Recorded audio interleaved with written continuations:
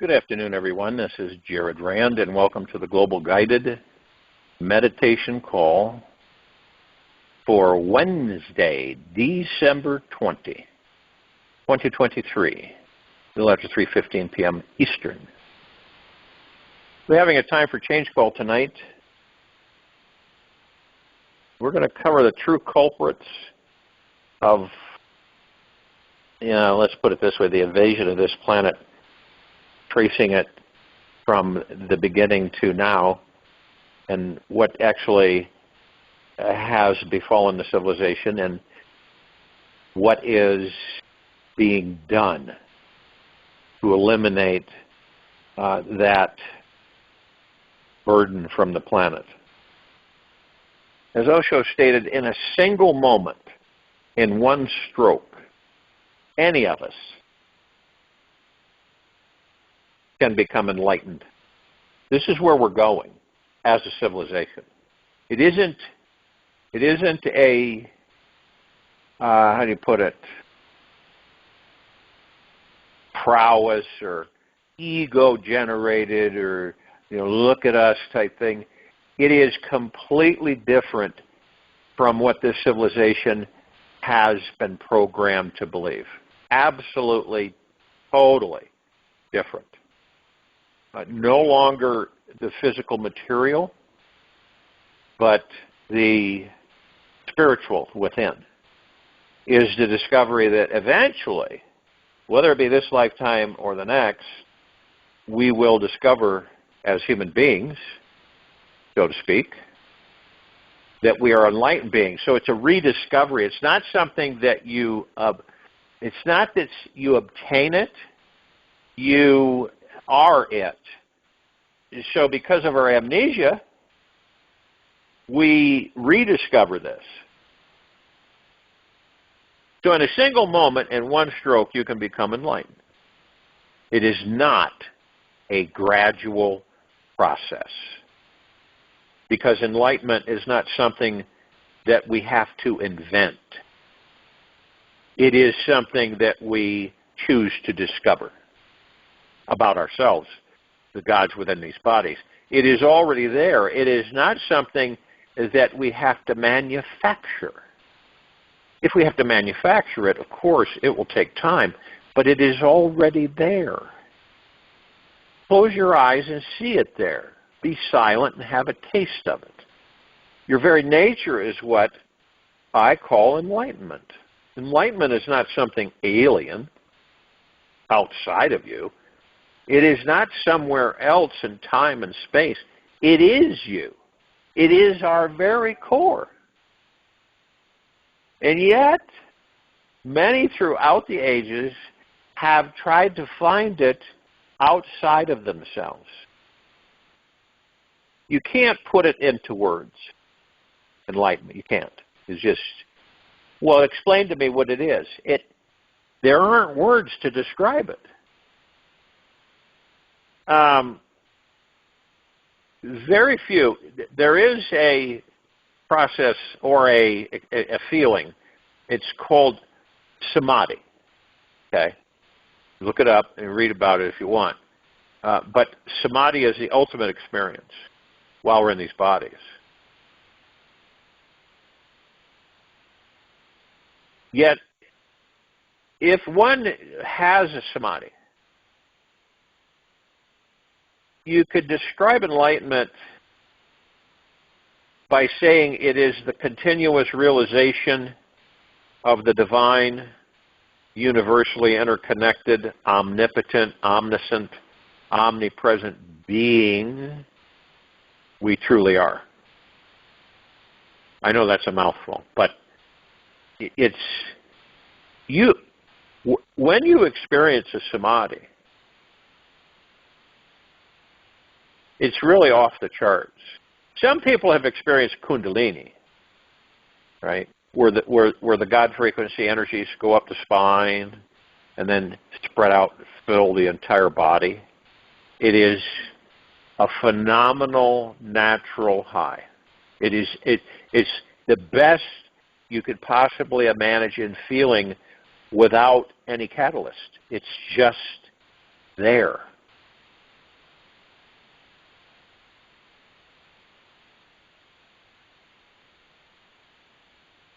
So it is the continuous realization for any one of us, because all of us are enlightened. We just don't know it. We have no clue. We don't know we're enlightened. We're always enlightened. We always have been and always will be, ever, beyond, and forever.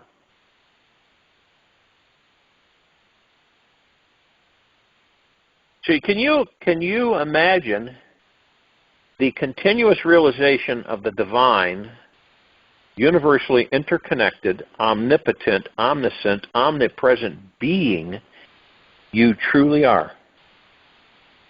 And that's quite a mouthful for something that has no words for it.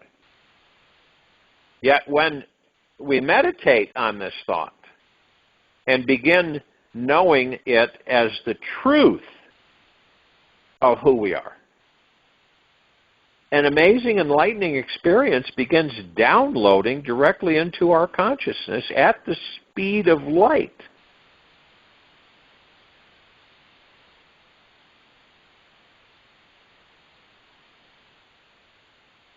Now, I've had this samadhi more than once. It's not long. It's brief. But man, I'll tell you, when you do have it, it's far-reaching. Those are the words that you use that just, and maybe do it justice to describe it.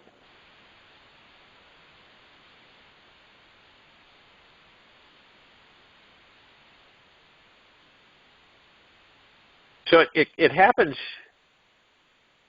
to you as fast as light and comes directly to you from fully living in the lightness of your own spiritual presence.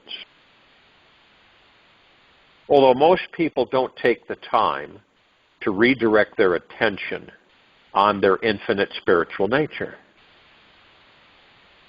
So they may not think it is real or that they can experience it at all.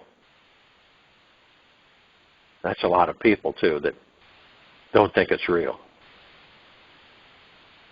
It is very, very, very real and creates an experience of reality which we cannot compare to anything we've ever had before, period. Not even close. It's as if we were living in a dark, candle-lit, musty closet for years and years and years, and suddenly found the door to walk outside and breathe the fresh spring air, feel the warm, radiant light from the sun.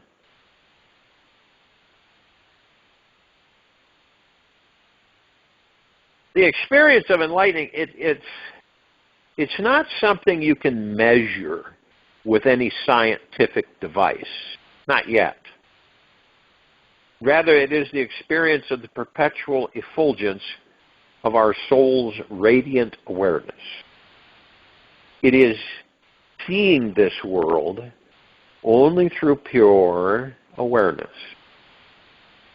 where there are no opinions, judgments, or mind chatter in the way. When this happens, you discover something that turns your entire life around. You realize that who you really are is a mind-stopping experience. You are indescribable, unattainable, and exist far beyond the imagination of this limiting mind.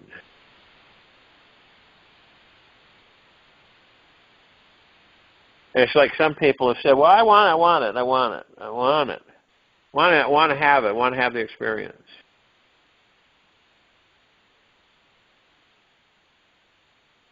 So I say, okay, so if you want to have a momentary taste of what enlightenment is, you must do something completely radical with how you're typically spending your time. Stop whatever agendas you currently have with your life. Let go of everything you thought to be real or true, and entertain the possibility that who you really are is an undefinable infinite being. an eternal soul that was never born and thus will never, ever, ever, ever die. By taking this dynamic leap in your consciousness into letting go of all limiting ideas about yourself, you will soon find the enlightened state blossoming within you. Now, that's, okay, this is the track that you take, truly, from your heart mind. Okay? It involves moving into the now. Not the ego mind, which is yesterday and tomorrow, because that will not take place then.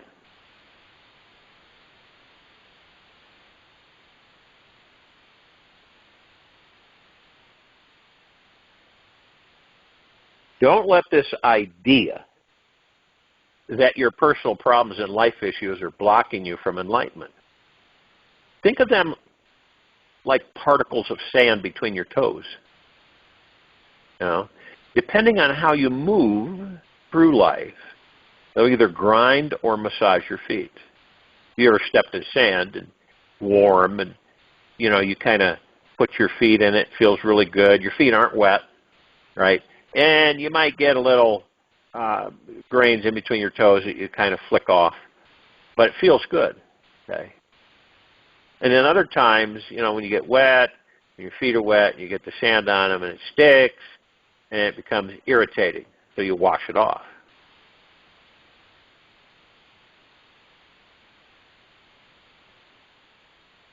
Now, the most challenging people in our lives, believe it or not, are our greatest teachers in disguise. That's very true.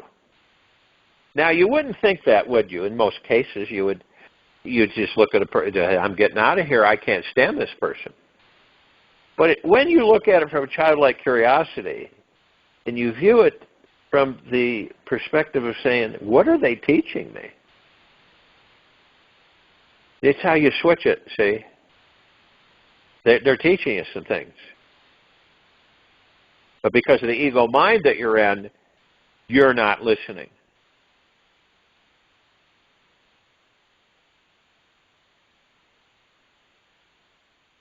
Simply take the approach to explore every experience in your life with a genuinely open mind and childlike curiosity. And what's the childlike curiosity, okay? What is it? Remember when you were a kid, you were always curious, right? We all were. We didn't, you know, we weren't filled with all this programming yet. So we just were like blown away by everything around us. And so we wanted to we asked questions about everything. We did.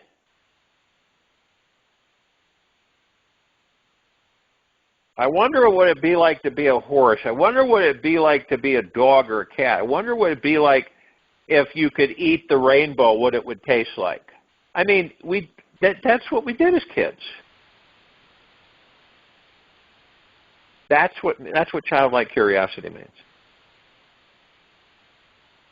Approach, right?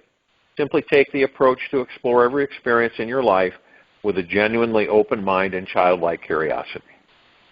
Stick to this like super glue. You'll eventually become enlightened. Not really become, but discover that you already are enlightened. Life has an incredible wisdom to download into our consciousness. It's bigger than what we can conceive of. This entire world is designed to enlighten us, heal us, power us, and dissolve your ego, you.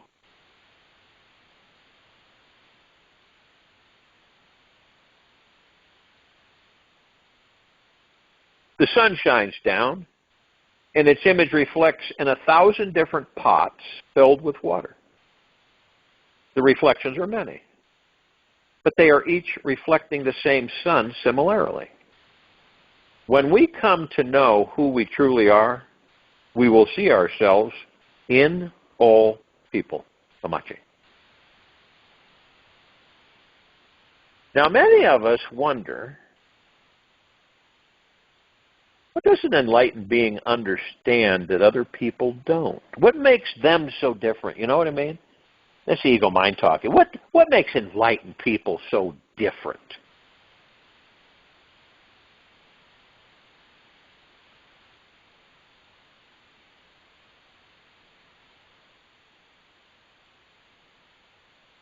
Well, they simply see how everything is connected to a cosmic, intelligent web of energy, love, and information that physically exists in between every atom in this universe. An exponentially increasing flow of deep inspirational insights happens with every thought which passes through. It is unimaginable that the moment we let go of this small limiting identity who we've been conditioned or programmed to believe is you, and dive deeper into trusting this omnipresent intelligence, your inner light switches on. You'll know it because your body becomes deeply relaxed and your mind becomes supremely empty, soft, and receptive to every possible experience that flows your way. And isn't it ironic that we're all supremely enlightened beings? We forgot. That's the best way to describe it. We all forgot that we're omnipotently, omnipresent, enlightened beings.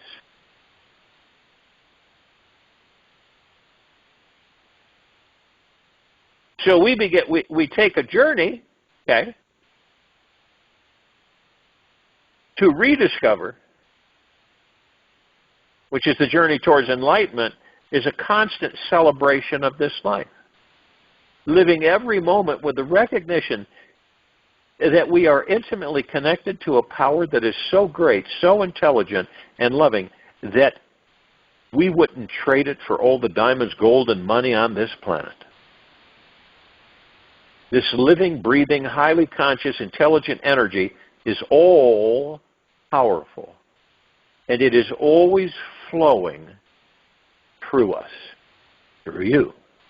It is around you, instantly available to you, and loves you deeply and eternally. Enlightenment is fully surrendering to this truth every day, everywhere you are. Now, we've been also programmed to believe what?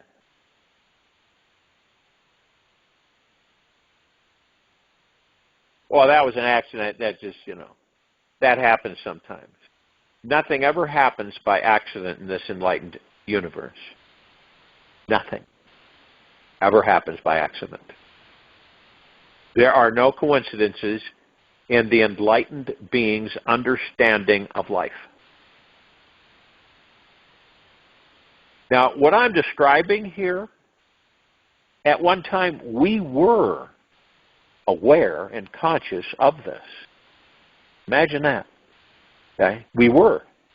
As plain as day. We knew this. We were this. We are this. In this very moment. So, every experience is always the right experience for that moment in our journey.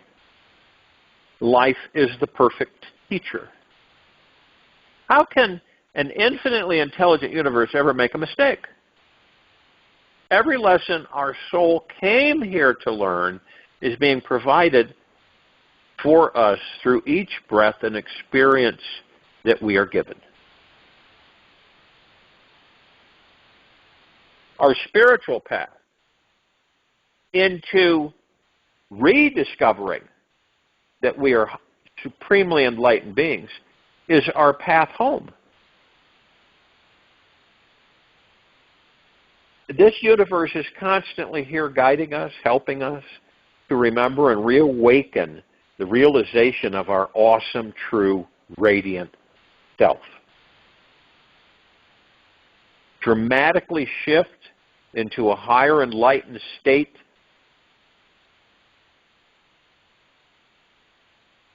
That's what it's about.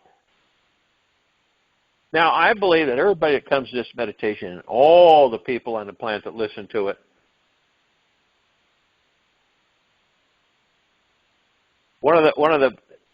a statement, a quote, right? The kingdom of God is within each and every one of us. What were we taught? What were we taught as kids? That it's out there, right? You've heard the terminology pearly gates of heaven, the pearly gates, right? And you get there and you're on a cloud, right? When you leave the body, you're on a cloud and the gates open up. And there's a gatekeeper there. And this is what one near-death experience being told me. That's what they had experienced when they left the body temporarily due to a horrendous accident. So they were on a cloud. They said they were on a cloud, and they looked like themselves as the body they had just left, right? That they didn't know they were going to come back to it, but they did. And so they're on this cloud, and they see these pearly gates. I kid you not, like mother of pearl shimmering, and this golden light. And there was a being standing there with a tablet. And something, I don't know what they were writing with, but they didn't notice. And they motioned to him. The being motioned him to come up and said, "Your name is so-and-so." Just, "Yes, it is." "Okay, you're welcome to go through." So he goes through the gate. And he's just amazed because he's not really walking, he's just floating. He floats through the gate. He starts to notice this. And he sees all these other people. They're all smiling. They look like they're in some kind of euphoric state. Looking all around, and these people are smiling. He's smiling back. And everybody's got white robes, not street clothes. They're all in white robes. And then there's this big line. At first he didn't know what the line was. And of course, it was everybody waiting to talk with Jesus. This is exactly what he told me. So he said, "What the heck?" He said, "I've never really talked to Jesus, so I'd like to talk with him, find out the truth of, what he was about."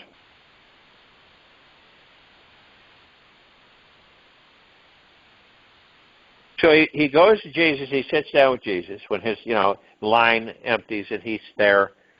And he sits with Jesus, and Jesus is sitting there holding his hand. Okay.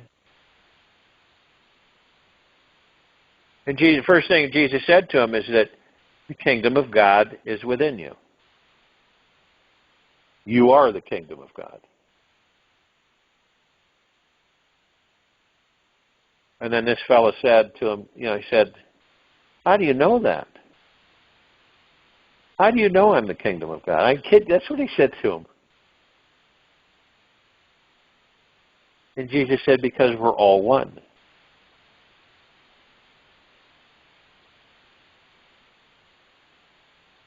Now, of course, we all know that because of this matrix and the way it's layered, that, we identify with a being, right? So if we identify visually with a being, a lot of the times that's, okay, so there's Jesus. I'm going to talk with him. Instead of a ball of light, that was Jesus. Holding a physical interpretation of a life that that God once inhabited. And then the conversation went on to say, "You're the heaven." Jesus said to this fellow, "You're the heaven. You're the heaven on earth."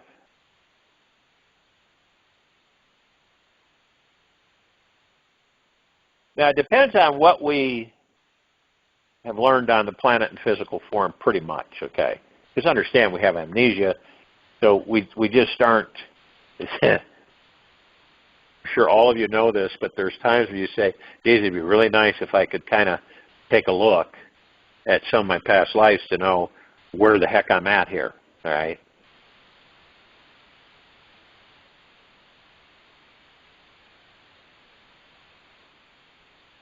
So, then Jesus said to him, you will live forever. You cannot die. And then the next thing he knew, he was waking up in his body. That was it. And I've talked to numerous others through the years that they were different. They would meet an archangel instead of Jesus. They would meet. So they were all kind of different, but the same, if you know what I mean.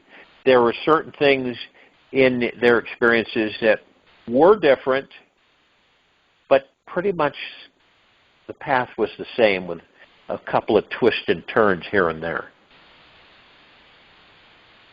Now remember, Christ, and you look at the word Christmas, Christ's Mass. And Mass means, in Catholicism, it means the high Mass, the church, the gathering, okay? To pay homage to what? Another being. So they come up with the name Christ Mass, and it ended up being called Christ Mass. And Christ is not a name, really. Christ is a state of being. And it means enlightened completely. It's the highest state of consciousness that there is.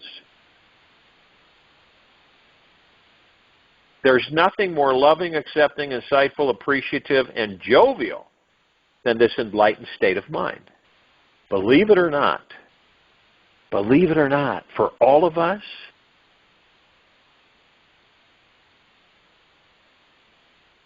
this is our most natural state of being. Isn't that amazing? And yet, look at us. And I'm not talking about judgment, but look at us on this planet. You would never, in a million years, okay, understand that the fact that we are enlightened Christ-conscious beings, which means the highest consciousness that there is.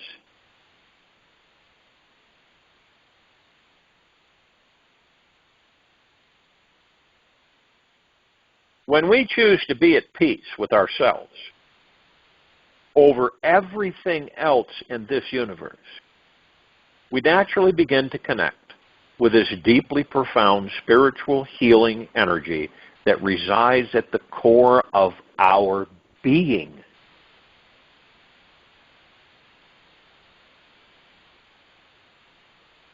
And we constantly overlook these higher states of consciousness. Why? Why is that? Because the mind is so preoccupied and clinging to its extensive variety of desires, thoughts, and fears. That's why.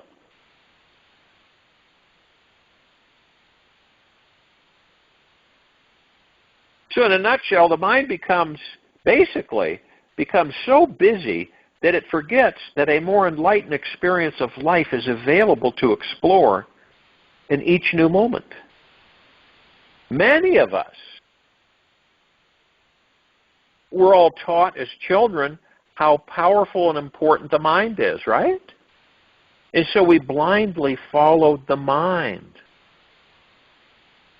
We tag along, remain extremely close to it, and believe in it whatever it goes, wherever it goes. Unknowingly, we waddle along from one thought to the next, grasping onto every dip and wiggle like we are the chick and it's the great mama duck.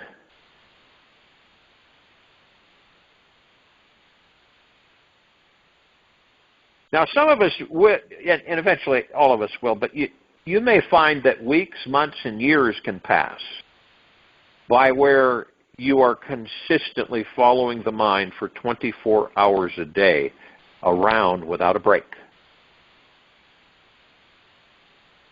We may even believe that we have no other choice than to hang on to the tail of the mind and be pulled along with its desires forever. Now, the mind's hypnotic spell over us is deep and yet extremely tantalizing, as we may feel lost without it, and are often happily caught in its habit of reaching into these delicious world of desires.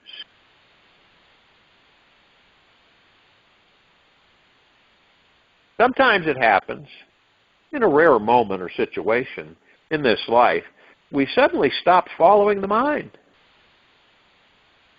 A deep relaxation occurs, and we realize that we do not have to follow our thoughts at all. That we eventually understand that our desires will manifest for us at the right time. And so we can simply bask and enjoy the expansive glory of the great universe around us. It is from this mind-stopping space that a deeper inquiry arises within to find where is the source of this mind. When we peer inside to see where our thoughts are originating from, it causes the mind to become very quiet. And it is this silence which unlocks the door to finding our connection with the Christ consciousness within.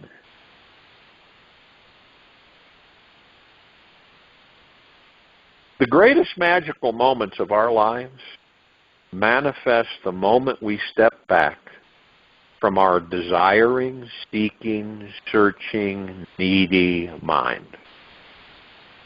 When we rest into the stillness at the center of our heart, the mind must let go. Life instantly becomes a serene, perfect, naturally centered experience. We feel there is an eternity ahead of us. In this healing space, we stop trying to create, achieve, or change anything in this world.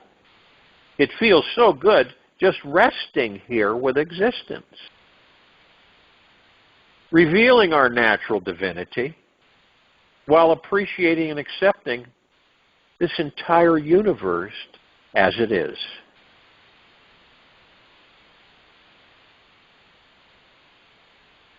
It is in the merging of a quiet, trusting mind and the deepest relaxation in the body where the Christ consciousness abides. Discovering this place inside you will heal many layers and lifetime doubts, worry, fear. The enlightened state enters us automatically when the mind truly stops. And when the mind stops, our consciousness expands, and we enter that state. They happen simultaneously, as if they were two sides of the same coin. The very moment we become completely relaxed and at peace with everything in this life, this highest consciousness must move into us and act through us. It has no other choice. Now let's say what Yeshua discovered, right? I am a human being just like you But at the same time, I am God.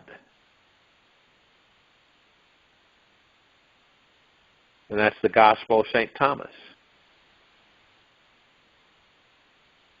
That's where it came from.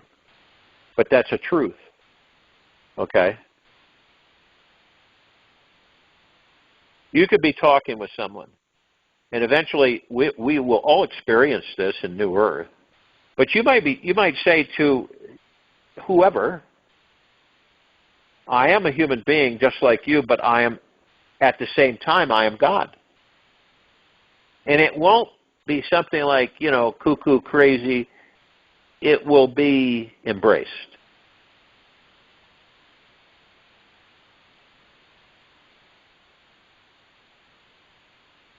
Now, another enlightening tip to reveal Christ consciousness within you takes a little creative exploration and personal commitment, because this amazing enlightened state is so precious, powerful, and transforming.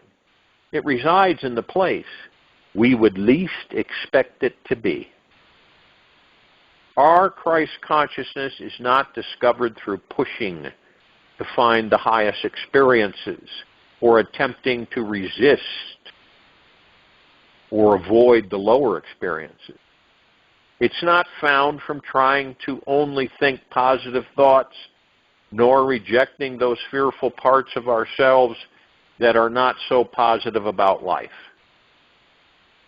Christ consciousness is much bigger than the mind, and it is something that finds us when we naturally are at peace with both extremes.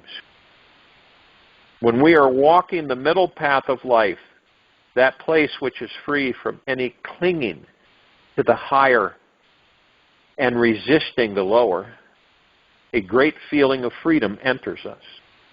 There's no struggle to change anything in this life on the middle path or the middle road. We see that our consciousness is completely perfect, and it knows everything is perfect as it is. There is this feeling of extreme peace. We know we have already arrived at the great kingdom, so it's not trying to get anywhere special. The best part, however, is that the mind becomes crystal clear and is no longer running the show. We become liberated from the demanding, striving, obsessive ego and realize how wonderful it is to relax and enjoy the simple experience of being alive. Only through finding this middle way in every action, thought, and situation we are in can we transcend our clinging mind, surrender to Source, and discover an effortless freedom from our relentless ego.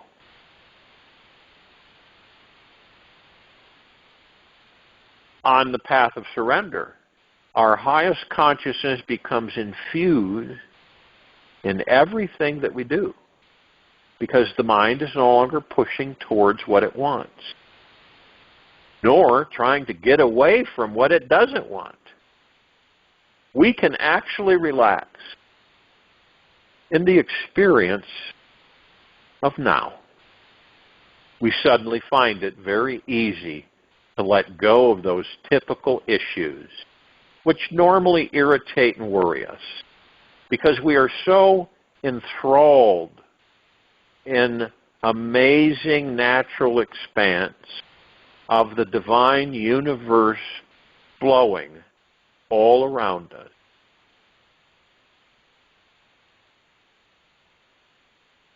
One quote that Buddha made, amongst many, you can lose only what you cling on to.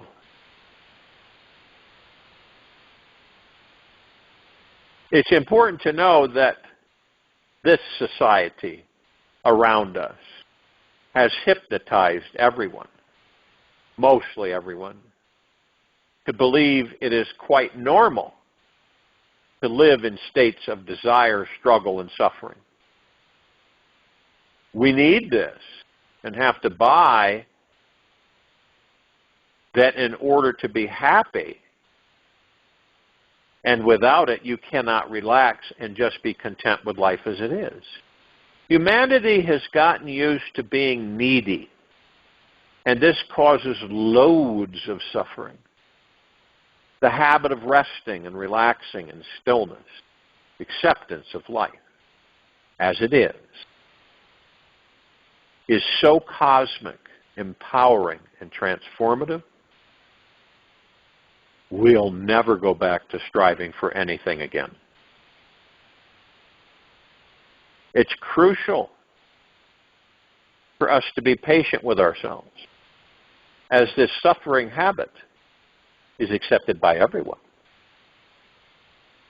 This entire society is like children who have been given one pair of shoes to wear at birth, and years later, they are 5 sizes too small.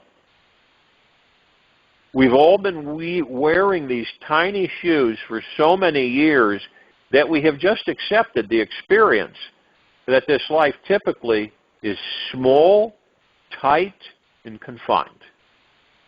These small shoes come in many styles and forms, such as the plethora of rules, regulations, laws, moral superstructure of an overly controlled, untrusting society. We're all wearing tight, tiny little wooden shoes, and we don't know how to take them off. We have shrunken ourselves to fit into them and believe that this is who we are. We don't so easily accept that the Christ consciousness is our basic nature, our natural state of being, as the gods that we are in these bodies, and our soul's natural destiny.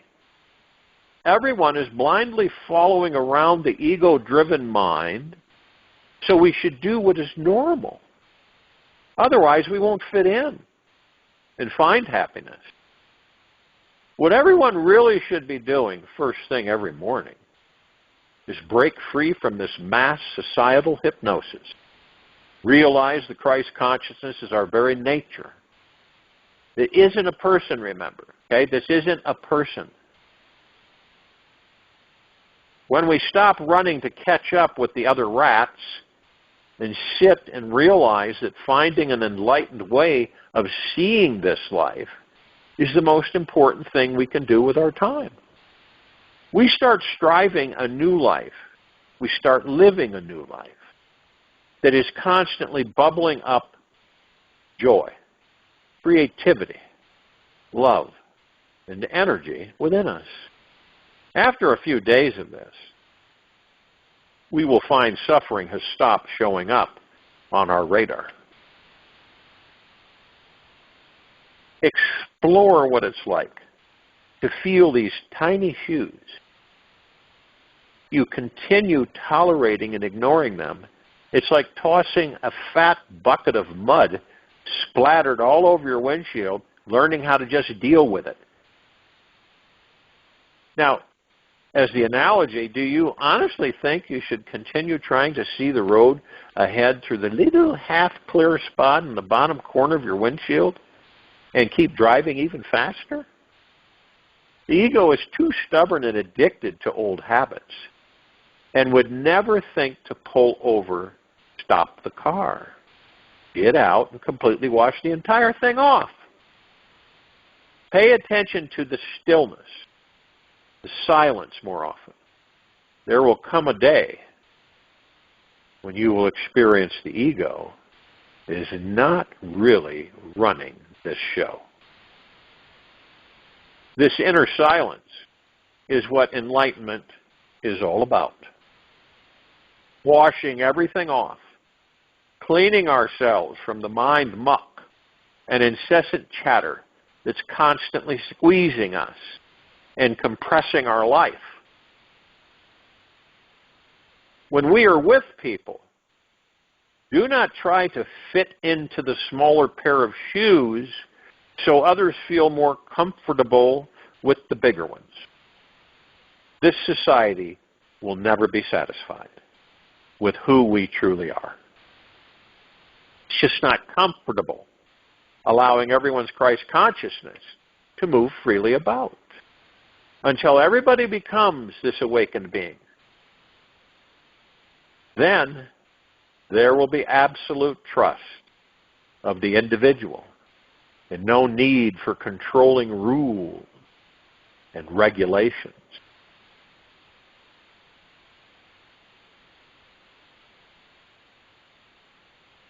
Now, I'm not saying that our society is totally wrong. It's just asleep. It doesn't care to recognize the Christ consciousness in every being. It thrives off of suffering, and the government would go out of business if we all awaken to our sovereign state, connecting with our enlightened consciousness inside. It will take everything we've got inside of us to stand up, be strong, and liberate ourselves from this mass hypnosis. When the Christ consciousness is awakened in you, you will know. You will feel unstoppable in everything you do and totally trust that wherever life decides to take you, it's always guiding you home. What I want more than anything is that we learn how to trust ourselves.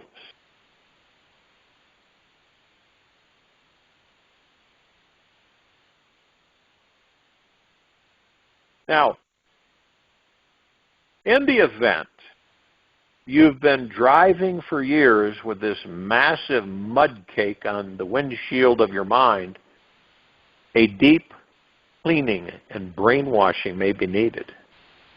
Start with affirming to yourself that you can trust yourself every day in every way. Feel what trusting your heart is like. How does it resonate inside? Realize that remaining at 100% trust is the enlightened state that knows everything is perfect as it is. Meditate on this thought in this quiet time. Do it. And do it for the next 90 days. And notice how your body, mind, and life tend to respond. Join you in the meditation. I'll return to close this out.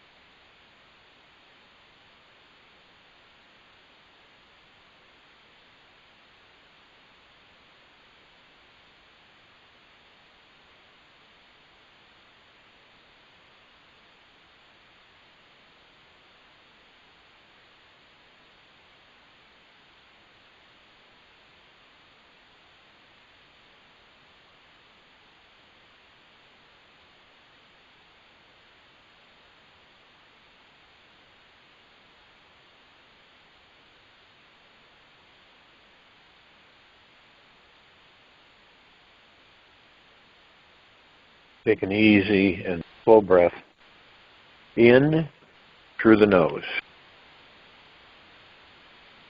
And an easy and slow breath out through the mouth. Breathe in this amazing life force. I invite you to take a deep breath right now. Give yourself permission to stop everything that you are thinking about that has any importance. Simply slow down and breathe. Welcome to life, giving airflow into your lungs. Feel how it fills your body with energy and presence. Relax deeper into your belly. Let it open and expand. You are safe and protected. Relax into this sweet, safe feeling. Oxygen is always here moving as nourishment into you. Notice what it's like to let the life energy in it pour into you. Sip slowly, gently, and notice how the sweetness of simply being alive is totally tantalizing to your entire being. Receive the healing energy available to you in this moment. For there will never ever be another moment like this moment. Give yourself time to drink in this amazing life all day today. Try it. Do it just because you are truly so delicious. Take this with you for the rest of the day into the evening and night, the following morning. We'll return here tonight, 9 p.m. Eastern, to continue our Time for Change call.